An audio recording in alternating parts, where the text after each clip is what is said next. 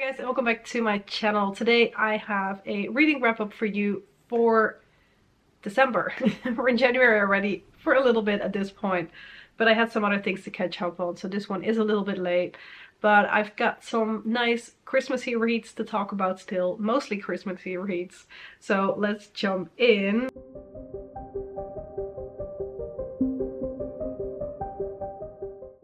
And I'm gonna start off with the only physical book that I read this month, which is V.E. Schwab's A Darker Shade of Magic. I really like this one. It's been a little while, so I'm kind of trying to remember, but this is a world where there are like a few different worlds that all live alongside each other. So it's not even the same, like, it's the same planet, it's the same places, but they're different. They're in like parallel universes almost. You have different Londons, if I'm correct. So you've got White London, Red London, Black and Grey. I think there's 4 different ones. And there is a few people that manage to travel through the different places, but that was more common in the past, but for some reason, something that has happened in the past, not all people can do that anymore, and there are some people that still have the specific abilities to travel from one world to the other. Of course, there is the main character that we're following, which is Kel. Here they say he's one of the lost travelers, which that's what these people are called. They can travel from one world to the other. So all these Londons have their own like characteristics, really. So there is a Grey London that has a mad king. There is Red London, which is where Kel was raised, and that is kind of the place where there is still a little bit of magic around. Then there is White London, where it's definitely not a nice place to be. It's kind of like your bad neighborhood where magic still kind of exists, but there is a lot of fighting happening, and there's gangs and all those type of things. Whenever there is a king, they're never king or queen for a very long time, because there's always somebody that is trying to get them off the throne and become king or queen instead. So in this book, Kel runs into this girl who kind of together they're trying to navigate these worlds, trying to deal with specific things that are happening. There is another traveler that seems less nice, but also one that grew up in that white London, which is kind of the bad neighborhood London, which I guess doesn't really make you a nice person per se if you're growing up in that world. It's been a little while, so I'm trying to like full on remember what happened, but I really liked this. There is like something is going wrong in this book. In most books something goes wrong, that's what keeps the story interesting. But Kel and this other girl are the ones that are trying to figure out like what is happening, why are these things happening. Okay, yeah, that's all I can give you for now. My head is a bit scrambled today.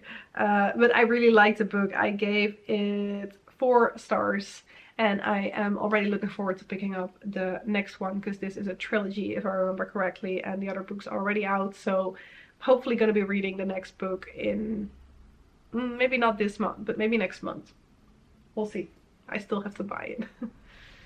Then I read and this one actually I finished at the end of November, but because we went to Chile I couldn't finish this one in time enough to still film.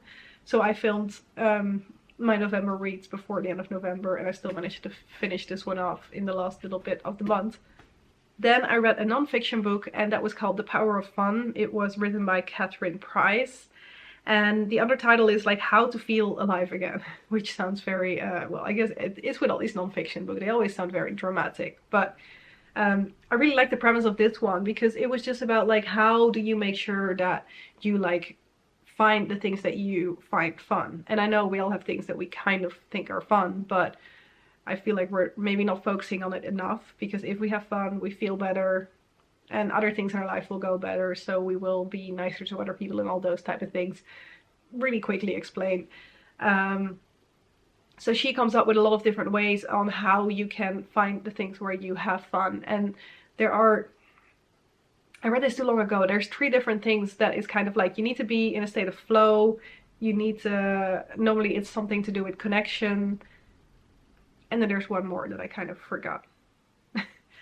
But anyway, she's got these 3 things that she kind of figured out. Okay, that's when you have like that moment where when you look back at it, you're like, that was really fun. Cause yeah, like it's fun to, I don't know, read a book as well. But that's not the, oh my god, I had so much fun type of thing when you look back and you're like, that book, so much fun reading that book. It's a different kind of dynamic, I guess. So I thought that was really interesting, and she comes up with some ways that you can do for yourself to kind of figure out, okay, what are these moments for me where I can see that I have the most fun, like what people am I with, what type of situations am I in, what type of person am I, like do I like bigger groups, smaller groups, one-on-one conversations, do I like being active, do I like being, I don't know, like lots of different things to think about. I definitely want to go back to this book and like do the exercises properly, because I was reading it while we were on holiday. We were all over the place, so I didn't really have time to do that. I'm starting to lose my voice. I don't know if you guys can hear that very well. But yeah, I really liked it. I gave it 5 stars because it really gave me some interesting insights, and I feel like a lot of non-fiction books are kind of repeating each other, but this was definitely kind of like something that I am really into. Like I like the psychology and the way that like we can do things to make our lives better. And these gave some really good like grips, we call it in Dutch, like really good things that you could use to actually like apply what you're reading instead of just theory, and then you still don't really know what to do with it. So I definitely want to come back to that book. Maybe buy it physical because I read it on Kindle and like actually be able to mark certain things and get back to certain things later on. Anyway, next book I read, Home for Christmas by Courtney Cole.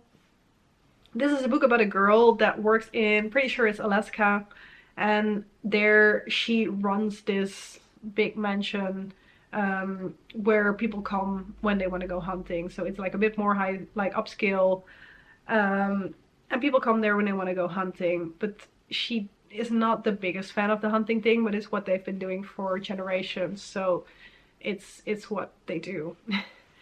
Then, for whatever reason, she finds this old compass. Her grandmother died recently, and this compass, her grandmother gives her this because it belonged to someone special at a certain point in time.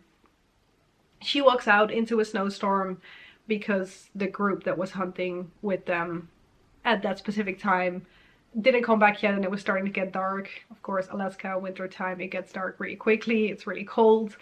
So she goes and tries to find them. For whatever reason, she ends up in this major storm herself, and all of a sudden she is found by this group of guys, and it turns out that those guys are also living at the place where, like, the place that she owned, but we are like 2 generations back.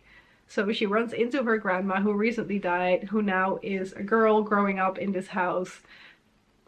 Other people in her family. It's also playing during, I'm pretty sure, World War II. So that adds an extra layer to it as well. But she starts to better understand what has happened back then, how people lived back then. And also she manages to find something that changes a lot of things later on, which is interesting as well. It was a bit of a slower book to me. I don't know whether it's like, for me, just kind of like that historic aspect. It's not really my thing most of the time. It was a bit slower there, where like they just kind of lived their life. And I like people living their life when they're working at bookshops and coffee shops, but I guess a little bit less when that was back in the day. I don't know, but I think I gave it, yeah, 3 stars. I enjoyed it. It was a good book, but I would have survived without reading it as well. Then I read Kiss Her Once for Me by Alison Cochran. I don't know how to pronounce her last name properly. This book is about Ellie, and Ellie works at a coffee shop, of all things, and she, for some reason, decides with her landlord that she's gonna pretend that they're getting married. But there also is this thing that's going on with his sister, which kind of interweaves into the whole thing. It was a really fun read. I kind of liked the dynamics, the different conversations that were going on. there also were some like words, like I don't know, like it was a bit like chick-lit style, but at the same time some words that she used I had to look up because I didn't know them. And I like when a writer, like I don't need a lot of like difficult words, but when she tried to find that exact word that described that specific situation, more so than just saying, oh, they were happy, they were jolly or whatever, like that type of thing. I don't know if I'm making any sense today, but I really enjoyed the book, the dynamics. There's a bit of found family in there. Ellie has a mom which she has a really bad relationship with as well. And she learns like how to like stand up for herself better throughout the story. So I gave it 4 stars. My battery is blinking, so I need to be a little bit quicker. Then I read The Enchanted Sonata by Heather Dixon Wallwork, and this was a very different type of style book than what I normally read. It was about, like, basically it's the Nutcracker and the Pied Piper combined, and it's in this like fantastical world where, what's the name of the main character here? Clara.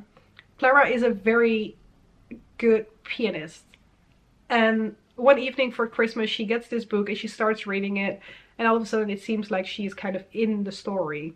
She got this Nutcracker with the book, and while she's reading the story more and more, all of a sudden she ends up in this world with the Nutcracker. There is this whole story about a man who played the flute and turned all the kids into toys.